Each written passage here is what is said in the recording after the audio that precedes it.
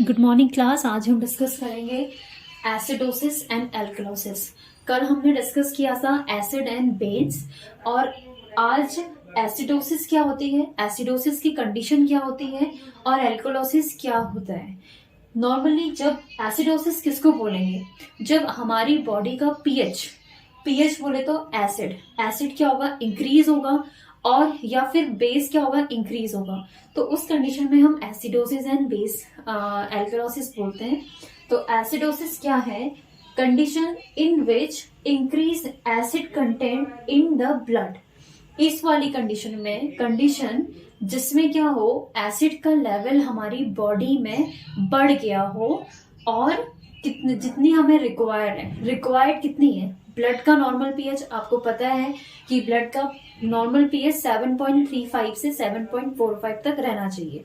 अगर 7.35 से कम आ गया, 7.35 से कम आ गया, तो उसको बोलेंगे हम एसिडोसिस की कंडीशन है। क्योंकि अगर 7.35 से कम हो गया तो एसिड हमारी बॉडी में बढ़ रहा है, तो एसिड बढ़ गया तो उस कंडीशन को हम एसिडोसिस बोलेंगे।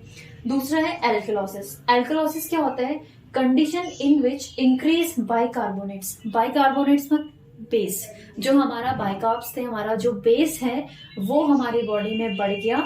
हमारे पीएच, जो हमारे बॉडी का, जो हमारे ब्लड का पीएच है उससे ज्यादा क्या हो गया, हमारा बेस हो गया, तो उस कंडीशन को हम एल्कलोसिस बोलते हैं। बस डिफरेंस ये है, एसिडोसिस में क्या होगा कि जो पीएच है 7.35 से कम होता होगा, 6, 5, 3, 2, मतलब कि पीएच स्केल हमने कल देखी थी एसिड, तो जब एसिड बढ़ेगा तो 7 से नीचे आएगा, तो आप इसको बोलोगे कि मोर एसिडिक है। तो एसिड बढ़ गया तो उस कंडीशन में एसिडोसिस कहेंगे। एल्कलोसिस में क्या होगा, अगर पीएच 7.45 से ऊपर चला गया, मींस 8, 9, 10, उस कंडीशन में चला गया, तो उस कंडीशन को हम क्या बोलेंगे, एल्कलोसिस बोलेंगे। नेक्स्ट हमने देखे कि types of acidosis and types of alkalosis. देखो मेनली क्या होता है कि दो टाइप के एसिडोसिस होते हैं, या दो टाइप की, एक रेस्पिरेटरी में भी इफेक्ट होता है इनका, और एक मेटाबॉलिक, मतलब कि आपके लंग्स में भी इफेक्ट करते हैं, और आपकी किडनी, दोनों में ही एसिडोसिस एल्कलोसिस हमारी बॉडी में दोनों में ही होता है। तो मेनली रेस्पिरेटरी एसिडोसिस और मेटाबॉलिक एसिडोसिस। ऐसे ही types of alkalosis, type of alkalosis भी अगर हम बोले तो रेस्पिरेटरी एल्कलोसिस होता है और मेटाबॉलिक एल्कलोसिस होगा। अब हम डिस्कस करेंगे कि रेस्पिरेटरी एसिडोसिस क्या हो। अब है रेस्पिरेटरी एसिडोसिस। रेस्पिरेटरी एसिडोसिस क्या होता है कि condition in which increase volatile H ions और CO2 इन द ब्लड। इस वाली कंडीशन में क्या होगा कि जो हमारे वॉलेटाइल एसिड है, कल हमने डिस्कस किया था कि जो हमारा एसिड होता है दो टाइप के होते हैं, एक होते हैं वॉलेटाइल, एक होते हैं नॉन वॉलेटाइल। वॉलेटाइल में क्या था कि जो हमारा एसिड था, मतलब जो CO2 थी, वो रेस्पिरेटरी को इफेक्ट कर रहे थे, तो लंग्स इसको रेगुलेट कर रहे थे। तो वैसे ही रेस्पिरेटरी एसिडोसिस में CO2 इंक्रीज हो जाएगी हमारी ब्लड में। अगर हमारे ब्लड में CO2 क्या हो रही है, इंक्रीज हो रही है, CO2 कार्बन डाइऑक्साइड हमारे ब्लड में इंक्रीज हो रही है, तो उसको आप बोलोगे रेस्पिरेटरी एसिडोसिस।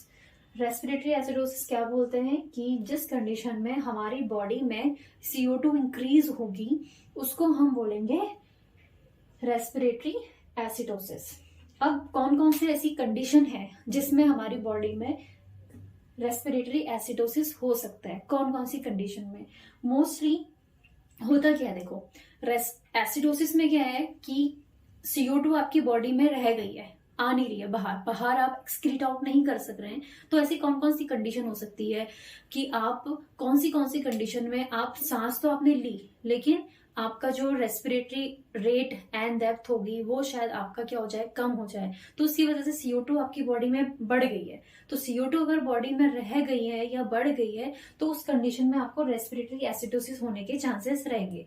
तो फर्स्ट इसका कॉज है, अगर पेशेंट को अस्थमा है, या फिर COPD है, या निमोनिया है, एम्फाइसीमा, एटेलेक्सिस, पल्मोनरी एडिमा, तो इस कंडीशन में क्या होगा, decrease CO2 excretion from the body. मतलब कि इस कंडीशन में जो पेशेंट है वो CO2 एक्सक्रीट नहीं कर पाएगा, मीन्स कि CO2 एक्सक्रीट आउट नहीं कर पाएगा अपनी बॉडी से। तो जो CO2 है उसका CO2 कहाँ कलेक्ट रहेगी, हमारी बॉडी में रहेगी। CO2 अगर हमारी बॉडी, देखो नेक्स्ट कॉज है ट्यूमर और ट्रॉमा टू द ब्रेन। अगर हमारे ब्रेन में कोई ट्रॉमा हो गया है या कोई ट्यूमर हो गया है तो उस कंडीशन में भी क्या होगा कि decrease blood supply to the brain, हमारे ब्रेन को ब्लड सप्लाई कम जाएगी, जिसकी वजह से क्या होगा कि जो हमारा रेस्पिरेटरी सेंटर है, कौन सा, मेडुला ऑब्लिंगेटा, वो क्या होगा, डिप्रेस होगा। जैसे ही हमारा डिप्रेस होगा रेस्पिरेटरी सेंटर मेडुला ऑब्लिंगेटा, तो हमारा जो रेस्पिरेटरी रेट है और डेप्थ है वो हमारी क्या होगी, डिक्रीज हो जाएगी, जिसकी वजह से increase CO2 retention of the body, और CO2 का रिटेंशन हमारी बॉडी पे क्या हो जाएगा, बढ़ जाएगा, और ये कॉज क्या करेगा, रेस्पिरेटरी एसिडोसिस।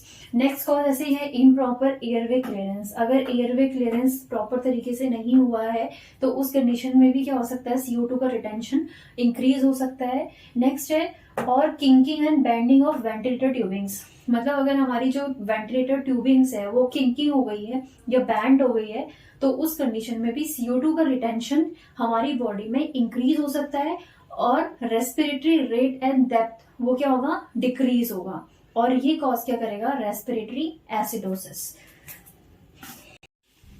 अब है clinical manifestation of respiratory acidosis. तो कैसे हम साइन एंड सिम्टम्स क्या क्या हो सकते हैं रेस्पिरेटरी एसिडोसिस के।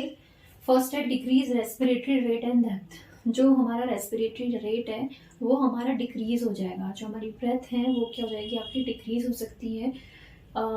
वैसे ही रेस्टलेस फील होगा, पेशेंट फील एंजाइटी एंड मतलब पेशेंट को बेचैनी सी महसूस होगी। नेक्स्ट है हेडेक हो सकता है पेशेंट को। नेक्स्ट है डायग्नोस्टिक एवेल्यूशन। कौन कौन सा आप डायग्नोस्टिक एवेल्यूशन कर सकते हो, तो फर्स्ट में हिस्ट्री कलेक्शन। पेशेंट को पूछना है कि आपको कोई प्रीवियस बीमारी तो नहीं है, या फिर कोई सांस लेने में आपको दिक्कत तो नहीं होती है, या अस्थमा, एटेलेक्सिस, कोई भी उसको रेस्पिरेटरी प्रॉब्लम तो नहीं है, वो पेशेंट को आपको पूछना है। फिजिकल एग्जामिनेशन करना है पेशेंट का, हेड टू एग्जामिनेशन करोगे आप लोग, और सबसे इम्पोर्टेंट आप क्या करोगे कि एबीजी एनालिसिस करोगे। एबीजी एनालिसिस में आपको पता चल जाएगा कि पेशेंट को एग्जैक्टली हुआ क्या है, या रेस्पिरेटरी एसिडोसिस है या एल्किलोसिस की जो भी कंडीशन होगी वो आपको एबीजी एनालिसिस में पता लग जाएगी। नेक्स्ट है ट्रीटमेंट। क्या आपको ट्रीटमेंट देना है रेस्पिरेटरी एसिडोसिस वाले पेशेंट को, सबसे इम्पॉर्टेंट कि आपको ऑक्सीजन थेरेपी देनी है पेशेंट को, और सेमी फॉरवर्ड पोजिशंस, ये बेसिक्स है रेस्पिरेटरी एसिडोसिस।